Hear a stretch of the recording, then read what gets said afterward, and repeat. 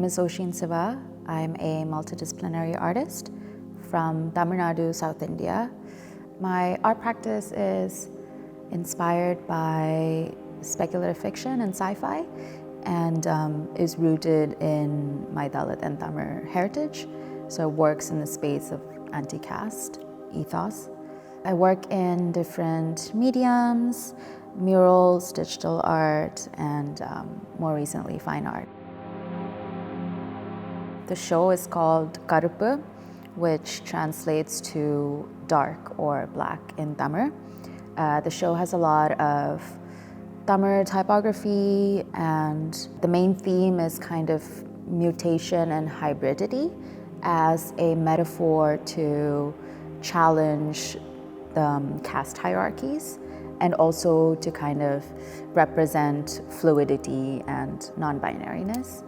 The show itself has a lot of strong characters that live in this futuristic world that's kind of inspired or is weaving the threads of the past and the present, and is imagining this kind of inclusive, hopeful, and diverse future. There are particular symbolisms that are quite representative of Dalit culture. For instance, a couple of animals that are being illustrated are rats and snakes and lizards and buffaloes, which are more often kind of associated with uncleanliness or being dirty, which for me, these animals kind of represent resilience and kind of resistance from unexpected places. A lot of the characters' colors and jewelry and outfits are also inspired by Tamil culture. For instance, the jewelry is something that my grandmother had, and the patterns and the colors are kind of inspired by Vellore and Tirunnamalai, the areas in which I grew up in, and their architecture.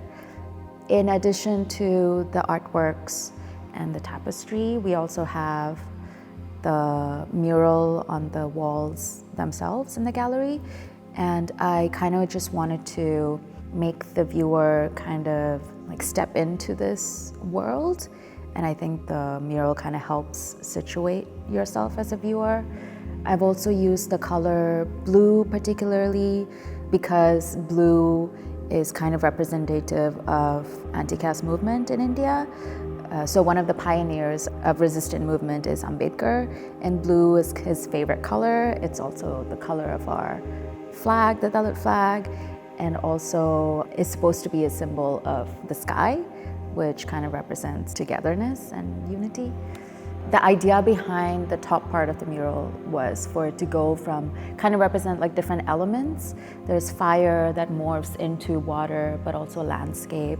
And there's some eye kind of symbolism that represents like creatures and humanoids.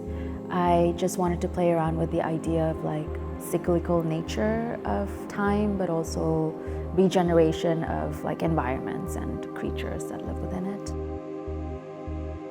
I think it's important for the viewers to kind of know about the structures that exist today, and perhaps a little bit more awareness around the caste system that exists.